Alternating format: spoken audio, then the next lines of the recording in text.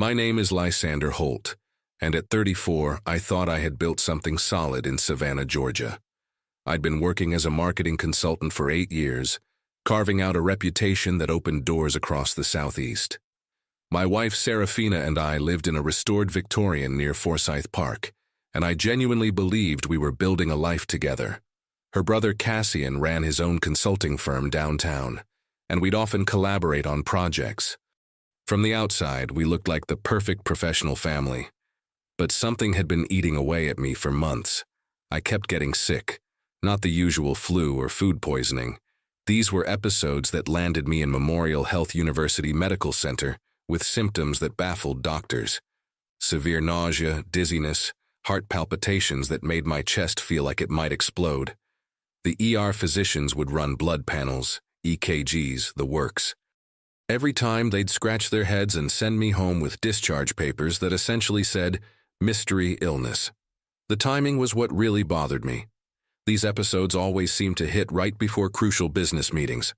I'd missed 3 major client presentations in the past 4 months, including a make-or-break pitch for Henderson Industries, a manufacturing contract worth over $600,000 annually. Each hospitalization meant canceled meetings, rescheduled calls, and clients who started questioning my reliability. In consulting, your reputation is everything, and mine was taking hits I couldn't afford. Serafina would hover at my bedside, all-concerned wife, bringing me homemade soups and herbal teas. "Maybe it's stress, honey," she'd say, stroking my hair. "You've been pushing yourself so hard lately." Cassian would show up too, shaking his head sympathetically. "Man, you really need to slow down. This workaholic thing is going to kill you." If you enjoy stories of cold-blooded revenge and gripping plot twists, like this video, and subscribe to the channel now. There are brand new, unreleased stories here every day, each one more intense than the last. The pattern became impossible to ignore. I'd feel fine, then attend some family gathering or business lunch that Serafina had organized, and within hours I'd be doubled over in agony. The doctors kept suggesting everything from anxiety disorders to genetic predispositions to rare autoimmune conditions. But I'd been healthy my entire adult life. This wasn't genetics or stress. This was something else entirely. That Sunday morning in February 2025 changed everything. Cassian was hosting one of his elegant brunches at his mansion in the historic district. These were networking events disguised as family gatherings, where Savannah's business elite would sip mimosas and discuss deals over Eggs Benedict. I usually enjoyed these affairs, but I'd been dreading this one all week. Something in my gut, and by then I'd learned to trust my gut, told me to be careful. The morning was perfect Georgia weather, warm but not humid yet. Cassian's house buzzed with conversation, as mayor's office staffers mingled with bank vice presidents and real estate developers.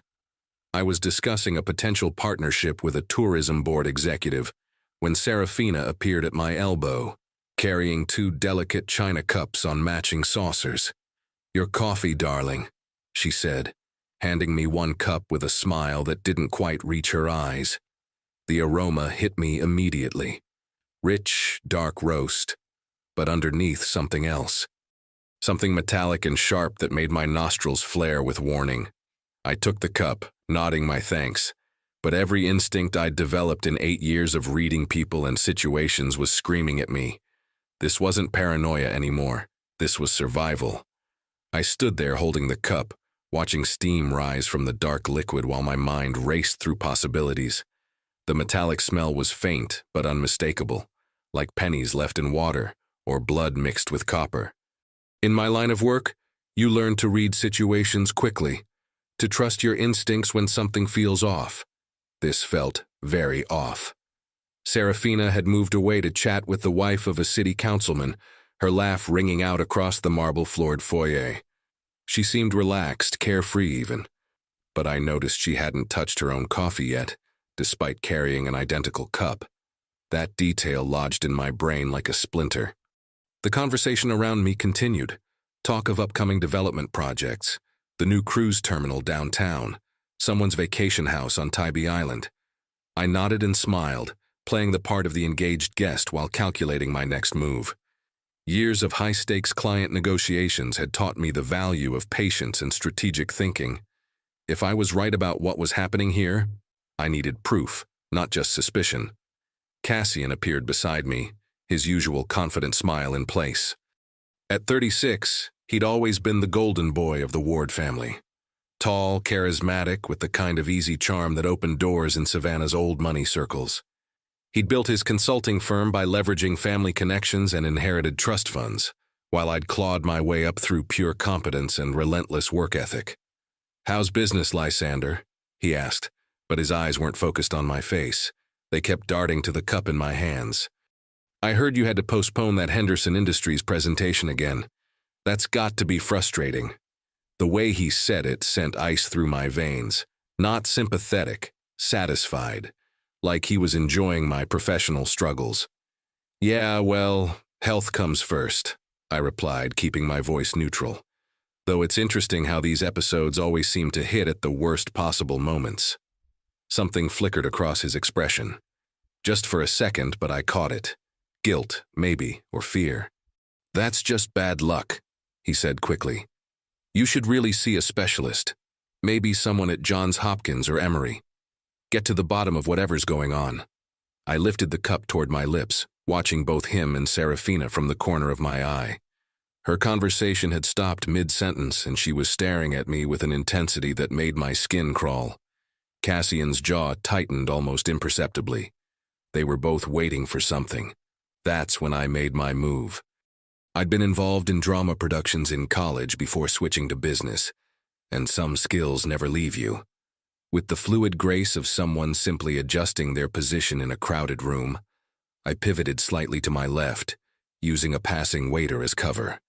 In that split second of visual obstruction, I swapped my cup with the one sitting on a nearby side table, Serafina's cup, the one she'd been too distracted to drink from. The switch took less than 3 seconds. When the waiter moved past, I was holding a cup that looked identical to the one I'd had before. But this one smelled like actual coffee. Rich, aromatic, normal. No metallic undertone, no chemical sharpness that made my nervous system scream warnings. I raised the new cup to my lips and took a long, deliberate sip. It tasted exactly like it should. Dark roast with a hint of chicory, the kind Cassian always served at these gatherings. Meanwhile, my original cup sat on the side table where I'd left it, still untouched. "Excellent coffee," I told Cassian, taking another drink. "Where do you get it?" "Oh, just some local roaster downtown," he said absently, but his attention was split. He kept glancing toward where Serafina stood, still engaged in conversation, but clearly keeping one eye on me. Waiting. 15 minutes passed. I mingled, discussed a potential collaboration with a hotel marketing manager, complimented someone's wife on her jewelry, normal brunch behavior. But the atmosphere had changed subtly. Cassian seemed increasingly agitated, checking his Apple Watch every few minutes. Serafina had excused herself from her conversation and was working her way back toward us, her smile looking more strained with each step. 20 minutes, then 25. That's when Serafina made her fatal mistake. She reached for her coffee cup, the one I'd been holding originally, and took a large swallow without hesitation. The same cup she'd handed me with that metallic smell, the one she'd been avoiding all morning. She must have assumed I'd already drunk from it, that it was safe now, or maybe she was just too nervous to think clearly. The effect was almost immediate. Her face went pale first, then flushed deep red. She tried to set the cup down, but her hand was shaking so violently that china rattled against the marble table. I don't feel," she started to say, then doubled over as if someone had punched her in the stomach. The entire room turned to stare as my wife of 4 years collapsed to her knees on Cassian's expensive Persian rug, retching violently. Her carefully applied makeup ran down her face in streaky rivers as she gasped for air between waves of nausea. "Serafina!" Cassian shouted, rushing to her side. But his panic wasn't the concern of a loving brother-in-law. It was the terror of someone watching a carefully laid plan implode in real time. I already had my iPhone out, finger poised over the record button. In the chaos of the moment, with everyone focused on Serafina's distress. No one noticed me start recording. The audio quality was perfect.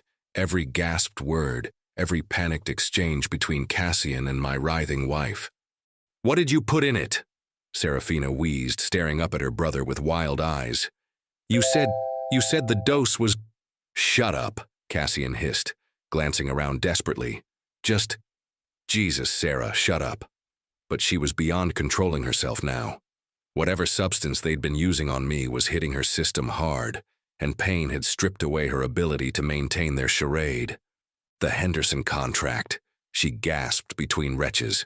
"We were so close. Why won't he just die?" The words hung in the air like a death sentence. Why won't he just die?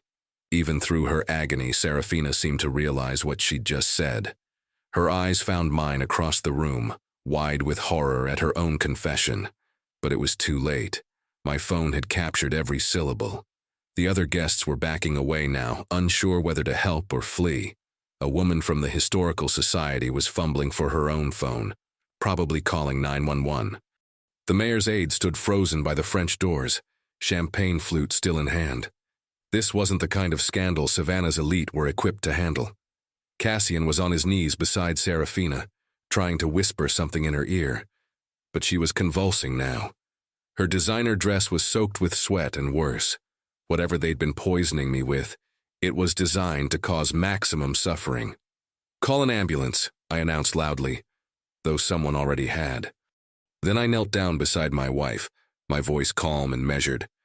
"What did you take, Serafina? The doctors need to know what's in your system." She looked up at me with tears streaming down her face. "Lysander, I'm sorry. We never meant—" "Never meant what?" I kept my phone recording, angled so it captured both her face and Cassian's panic. "The doses were supposed to be smaller," she gasped. "Just enough to make you sick. Miss the meetings. Lose the Henderson contract." Cassian grabbed her arm. "Sarah, stop talking. Don't say another word until we get a lawyer." But pain makes people honest in ways comfort never can. "He kept the real stuff in his office safe," she continued, ignoring her brother's desperate attempts to silence her. "The pharmaceutical samples. From his friend at the CDC." The pieces clicked together with sickening clarity. Cassian had connections throughout Georgia's business community, including contacts at the Centers for Disease Control in Atlanta. He'd been using experimental compounds, probably industrial testing samples that weren't meant for human consumption. That explained why the doctors couldn't identify what was making me sick. They weren't looking for cutting-edge research chemicals. The ambulance arrived within minutes, paramedics rushing in with gurneys and equipment. I immediately approached the lead EMT, a middle-aged black woman with calm, professional eyes. "I need to tell you something important," I said, showing her my phone. "My wife just confessed to poisoning me repeatedly over the past several months. She accidentally ingested the same substance today. I have audio recording of her confession, and I believe the source materials are in her brother's office safe." She looked at me sharply, then at Serafina being loaded onto the stretcher. "What kind of substance are we talking about?" "Pharmaceutical testing compounds," according to what she just admitted. "Her brother has connections at the CDC. This isn't recreational drugs or household chemicals. This is research-grade material." The paramedic immediately radioed this information to the hospital, requesting a toxicology team and alerting them to expect unusual compounds. She also contacted the police, as protocol demanded for suspected poisoning cases. As they wheeled Serafina out, she grabbed my hand with surprising strength. "Please," she whispered. "I love you. The money. We needed." I looked down at her, this woman I'd shared a bed with for 4 years, and felt nothing but cold calculation. "You needed what, Serafina? To kill me for a consulting contract?" "Not kill," she protested weakly. "Just make you unreliable, so Henderson would come to Cassian instead." Even in her confession, she was trying to minimize what they'd done. But I had it all on recording now. Attempted murder disguised as career sabotage. The police arrived as the ambulance pulled away. Detective Maria Santos, a woman I knew casually from Chamber of Commerce events, took my initial statement, while crime scene techs photographed everything. I handed over my phone with the recording, explaining the timeline of my mysterious illnesses and their correlation with business meetings. "Mr. Ward," she said to Cassian, who was trying to blend into the crowd of remaining guests, "we're going to need to search your premises, starting with that office safe your sister mentioned." Cassian's face went ashen. "I want my lawyer present for any search." "That's your right," Detective Santos replied calmly. "But I'm also placing you under arrest as an accessory to attempted murder. You have the right to remain silent." The warrant came through within hours. By that evening, investigators had found exactly what Serafina's confession had promised: a collection of unmarked vials containing experimental compounds, detailed notes about dosages and timing, and even a calendar marking the dates of my hospitalizations alongside notation about missed business meetings. But the most damning evidence was digital. Cassian's laptop contained months of text messages between him and Serafina, planning each poisoning incident with the cold precision of a military operation. "Elle has the Henderson Industries presentation Tuesday," read one message from Serafina. "Coffee at 8 a.m.? Cassian's response: "Double dose this time, he's building tolerance." They'd been treating my gradual murder like a science experiment, adjusting variables and monitoring results. The messages showed they'd researched my schedule, identified crucial business meetings, and timed their attacks for maximum professional damage. It wasn't just about killing me. It was about destroying my reputation first, ensuring that even if I survived, my career would be in ruins. The hospital toxicology report confirmed everything. My blood contained traces of 3 different experimental compounds, including a neural disruptor, that explained the cognitive fog I'd been experiencing during meetings.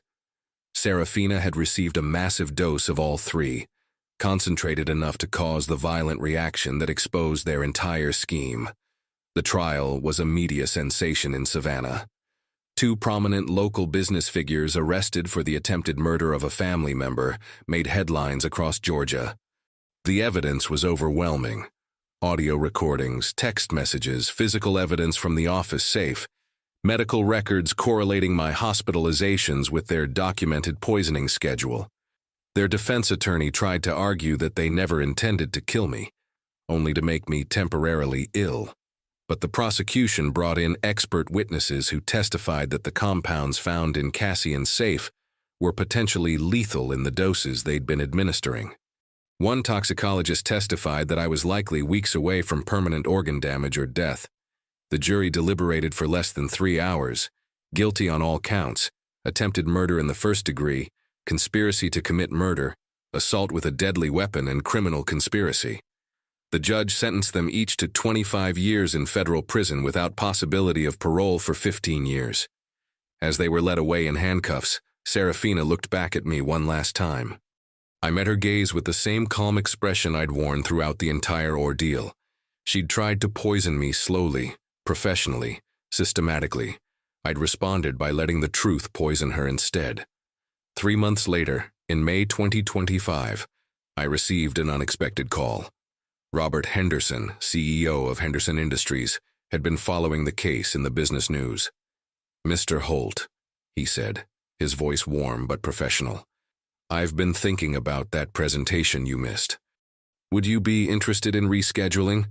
I almost laughed. "Mr. Henderson, I appreciate the gesture, but I imagine my reputation in Savannah isn't exactly what you'd want associated with your company." "On the contrary," he replied, "what I read in those news reports tells me exactly who you are. Someone tried to destroy you using the most underhanded methods imaginable, and you responded with integrity and legal channels. That's precisely the kind of character we want representing Henderson Industries." The meeting took place 2 weeks later in Henderson's Atlanta headquarters. Not only did they award me the original contract, but they increased it to $750,000 annually. More importantly, they introduced me to their parent company's network, opening doors to 3 additional manufacturing clients.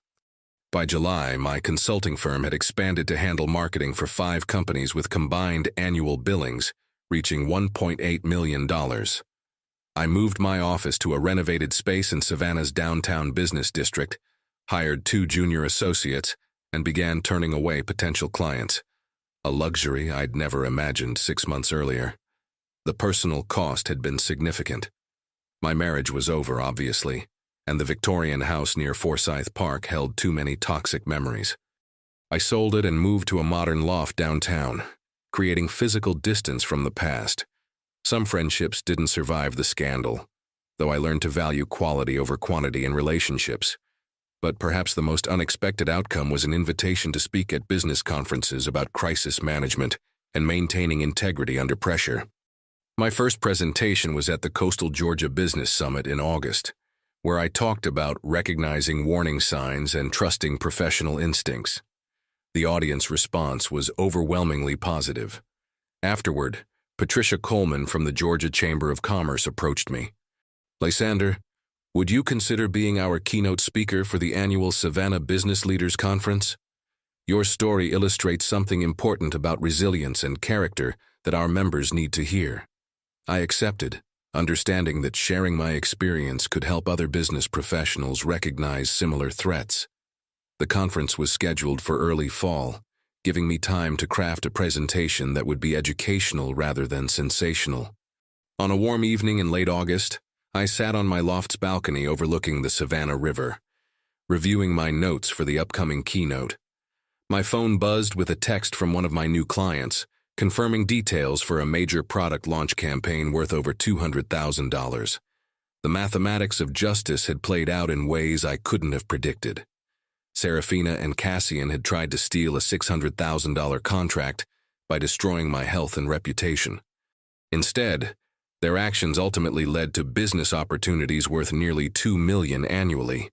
They'd attempted to poison my career along with my body, but the antidote turned out to be the truth itself. As the sun set over the water, casting golden light across the city's historic spires, I reflected on how dramatically life could change in just 6 months, from suspicious coffee at a family brunch to building the most successful consulting practice in Savannah's recent history. The best revenge I'd learned wasn't elaborate schemes or emotional retaliation. It was simply becoming the person you were meant to be, despite others' attempts to destroy you. Success built on integrity tends to compound, while schemes built on deception invariably collapse under their own weight. Tomorrow would bring new challenges and opportunities. But tonight I was content knowing that truth had prevailed in the most literal sense possible, and that sometimes the best way to defeat poison is simply to refuse to drink it. If you enjoyed this story, please like this video and leave a comment telling us what you thought. And if you're not already subscribed to the channel, please subscribe and hit the notification bell to receive alerts for new stories like this one. Thank you for watching, and see you next time.